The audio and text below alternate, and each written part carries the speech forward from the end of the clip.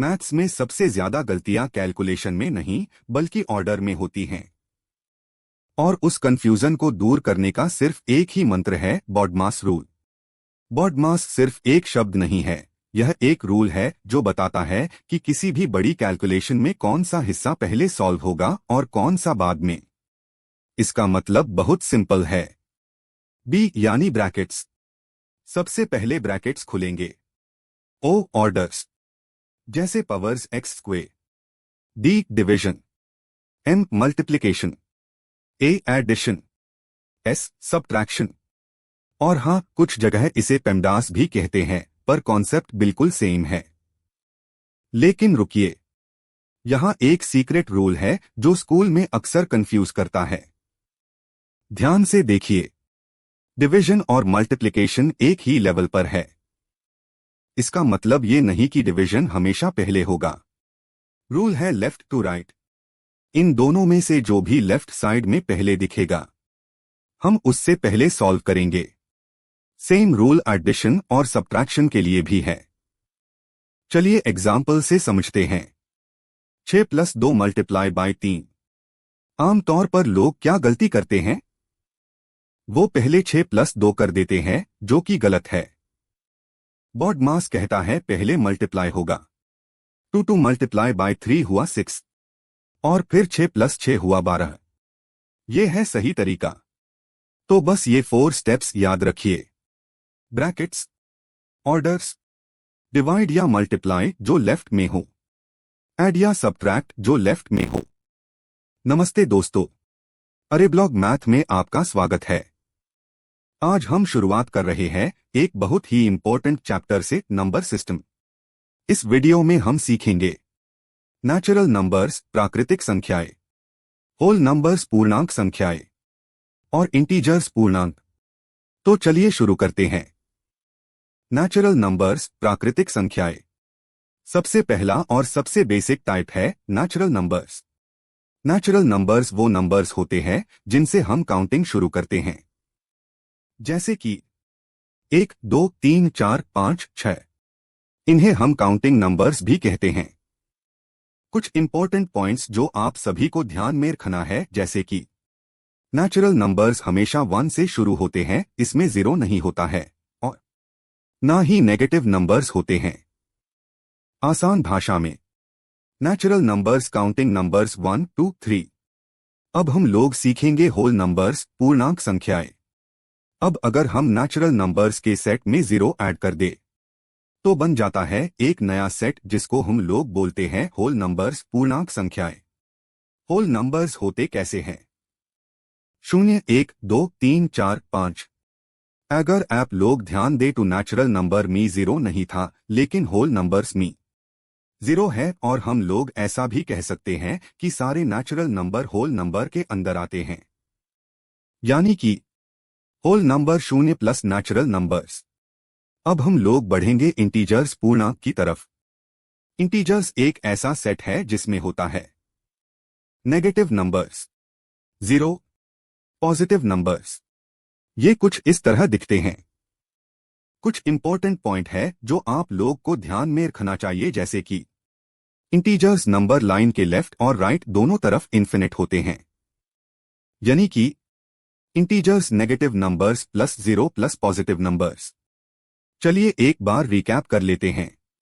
Natural numbers 1, 2, 3, 4।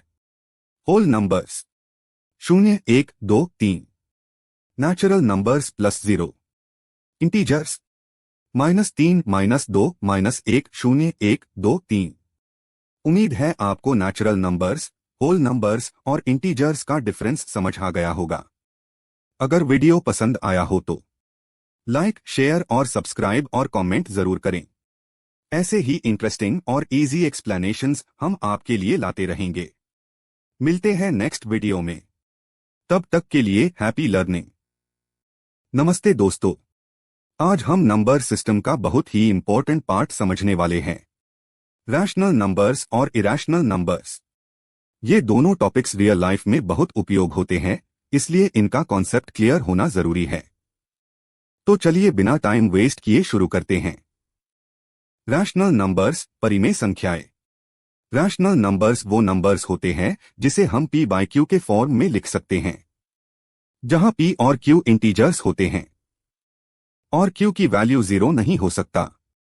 यानी अगर कोई नंबर फ्रैक्शन फॉर्म में लिखा जा सकता है तो वो रैशनल नंबर है।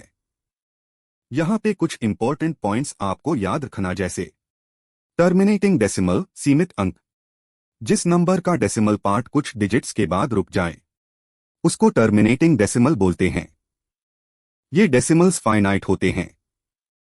रिकरिंग डेसिमल पुनरावर्ती, जिस नंबर का डेसिमल पार्ट कभी रुकता नहीं और कोई पैटर्न रिपीट होता रहे उसको रिपीटिंग डेसिमल बोलते हैं। ये डेसिमल्स इन्फिनिट होते हैं पर रिपीट करते हैं। इरैशनल नंबर्स अप्रिमेय संख्याएं। इरैशनल नंबर्स वो नंबर्स होते हैं जिसे हम p बाई क्यू के फॉर्म में नहीं लिख सकते हैं। इनके डेसिमल एक्सपांशन का ना तो एंड होता है और ना हाई रिपीट होता है। ये बस इन्फिनिट चलता रहता है। इनको हम एग्जैक्ट फ्रैक्शन फॉर्म में कन्वर्ट नहीं कर सकते, इसलिए ये इरैशनल नंबर्स होते हैं। उम्मीद है कि आपको रैशनल और इरैशनल नंबर्स का कॉन्सेप्ट बिल्कुल क्लियर हो गया होगा। अगर वीडियो पसंद आए तो लाइक, शेयर और सब्सक्राइब करना ना भूले। मिलते हैं नेक्स्ट वीडियो में। नमस्ते दोस्तों, आज हम सीखेंगे एलसीएम और एचसीएफ के बेसिक्स, यानी सबसे आसान तरीके से समझेंगे कि ये होते क्या हैं और कैसे काम करते हैं। HCF highest common factor. HCF का मतलब है सबसे बड़ा ऐसा नंबर जो दोनों नंबर्स को पूरी तरह डिवाइड कर दे, मतलब वो नंबर जिसके द्वारा दोनों नंबर्स बिना रिमाइंडर के डिवाइड हो जाएं। फॉर एग्जाम्पल, चलिए दो नंबर्स लेते हैं 8 और 12। 8 के फैक्टर्स होते हैं 1, 2, 4, 8। 12 के फैक्टर्स होते हैं 1, 2, 3, 4, 6, 12। अब इन दोनों में कॉमन फैक्टर्स कौन कौन से हैं? 1, 2, 4। इनमें जो सबसे बड़ा कॉमन फैक्टर है वो है 4। LCM least common multiple. LCM का मतलब है सबसे छोटा ऐसा मल्टीपल जो दोनों नंबर्स में कॉमन हो, मतलब वो नंबर जो दोनों नंबर्स से पूरी तरह डिवाइड हो जाए और दोनों का मल्टीपल हो। फॉर एग्जाम्पल, चलिए दो नंबर्स लेते हैं 4 और 6। 4 के मल्टीपल्स होते हैं 4, 8, 12, 16, 20, 24। 6 के मल्टीपल्स होते हैं 6, 12, 18, 24, 30। अब इन दोनों में कॉमन मल्टीपल कौन कौन से हैं? 12, 24। तो इनमें जो सबसे छोटा नंबर है 12 वो हमारा एलसीएम तो याद रखे एचसीएफ सबसे बड़ा कॉमन फैक्टर होता है, एलसीएम सबसे छोटा कॉमन मल्टीपल होता है। दोस्तों, एलसीएम और एचसीएफ समझने के लिए बस इतना जानना काफी है। अगर वीडियो पसंद आए तो लाइक, शेयर और सब्सक्राइब करना ना भूले। मिलते हैं नेक्स्ट वीडियो में।